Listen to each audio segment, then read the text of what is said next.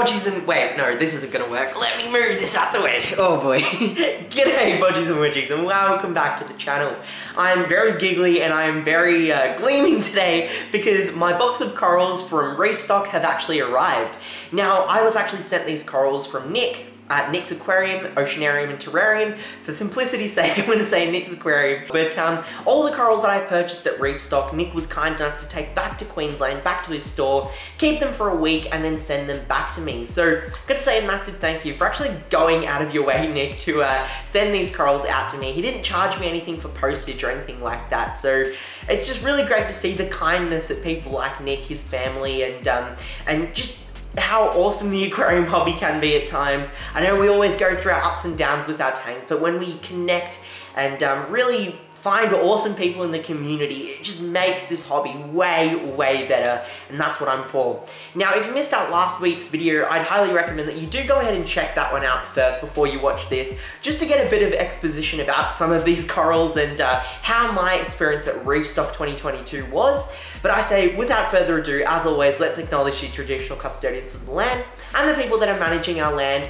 But about time, we'll open up these corals and see what we ended up getting. Okay, there is definitely more than 5 or 6 bags of coral in here. What? Why? How? There's a lot of things going on right now, and I just... excitement, and you know how I can get at times of excitement, I stop speaking. So let's have a look to see some of the corals that we have got. Alright. This is a hammer. Ah, hammer! Okay, cool. Another hammer. Our hammer, very cool. We've got another hammer. Whoa, what is this? Green spiky plate coral. I gotta ID this. that I definitely didn't buy. Oh, that's wild. A Leptocerus? Leptosterus? Leptocerus, I'm pretty sure. I think that's what it is. A lepto. Cool. This is the gold torch. I'm trying to move really fast because the corals arrived this morning and I want to get them into the tank. Ah, zoanthid. Zoa. Awesome. Another Zoa. That's another Zoa. Jeez. What have we got here? I don't even know what that is. Zoanthid. That, I presume, is another Zoa? I think. Zoa. Jeez. Zoas for days. So I've got like at least 6 or 7 Zoas, which I definitely did not buy. I bought like 4 Zoas. Didn't buy the lepto, didn't buy that green plating thing. The hammers I did buy, so there's a ton of freebie corals in here that I was not expecting at all. And massive thanks once again, Nick. Just so kind. So the people in the aquarium hobby are just so nice, and that's why I love it. Very excited. Alright, I'm gonna stop being giggly bodgy. I'm gonna start being serious bodgy because I need to get these corals into their tanks. That's my main priority. But okay, cool, let's go. 24 hours later. Well, since we finished that unboxing portion with all of those zoanthids, let me show you where all of those plugs went into. So this is a tank that I set up actually prior to REEFSTOCK, and I know what you're thinking, Bodgy, you always set up tanks and you never end up showing them the tanks. Well, this is my grand reveal. I guess you just have to deal with it. But this tank I did have either planned to be only Zoas or Goniopora corals, and since we had all of the Zoas, it is going to be a Zoa only tank.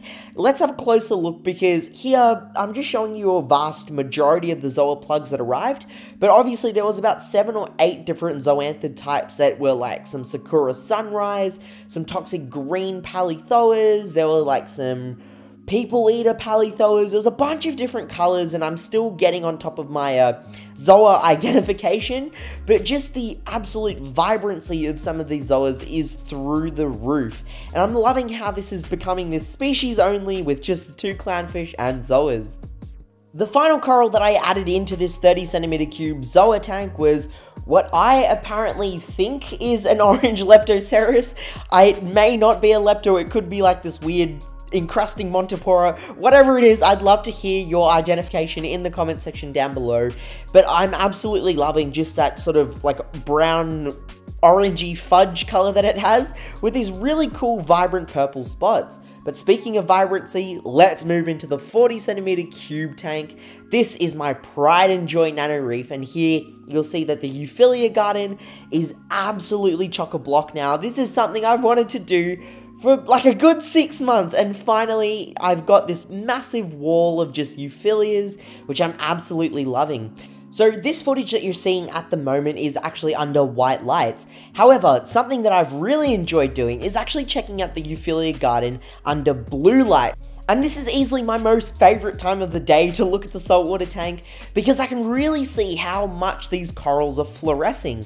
Don't get me wrong, under the whites these corals are already vibrant, but when the blues come on for the last 1 to 1.5 hours of the day, it's like the corals become radioactive with those fluorescent greens, purples, and golds. And speaking of gold, let's have a closer look at my new prized possession, my new beautiful gold torch.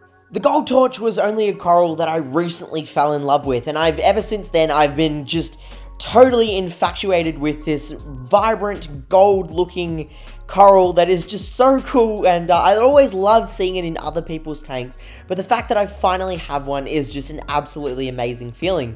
The day that I added this gold torch into the tank, one of my Picasso clowns has started to show some very light hosting behavior, which has got me a little bit worried, but this coral is in the front and center of my tank, and I am so stoked.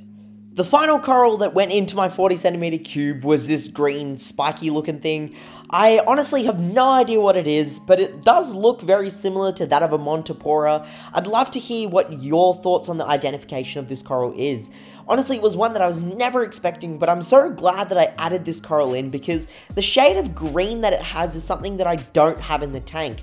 Usually it's this very vibrant, sort of eye-burning radioactive green, but this is just such a really cool mellow lime color that I'm just really loving, and I can't wait for it to start encrusting over that frag plug and start growing on this little individual rock that I've glued it on, and I think that'd just be really, really cool to see texturally and also color-wise as well.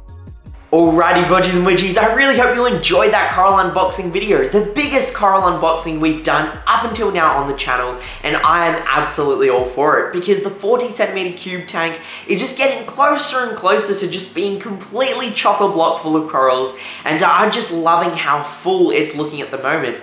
Along with that, to add in one of my absolute dream pieces being that gold torch from Nick's aquarium was just absolutely amazing. And I love how vibrant it is, and I honestly, I don't think the camera does it justice, because when you're seeing the footage of it, it does look a little bit washed out under white light and a bit too blue under blue light, but in person, it is just this vibrant gold color, which is just out of this world. Along with that, the zoanthid only, or mostly zoa aquarium is just getting more and more full with little frag plugs, and I can't wait for all of those zoas just to really start growing up and over those plugs, much like the Artichaeus that I have gobsmack in the center of that aquarium.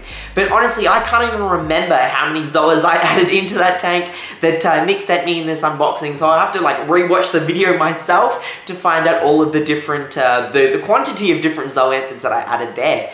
Now, if you were curious about where you can get corals like this, make sure you do check out all of the links down below that I have for Nick's website. I've also got the details about how you can contact him, and maybe just follow his aquarium store to see all of the amazing stuff that he's doing. There's a lot of aquaculture, a lot of fragging, and a lot of sustainable incentives that he's been doing, and I absolutely have really fallen in love with the team there. Both just the kindness they showed me at REEFSTOCK and a bunch of other things as well. But I really hope you enjoyed this video, and as always, stay happy, stay safe, stay Aussie Australian. Bodgy out!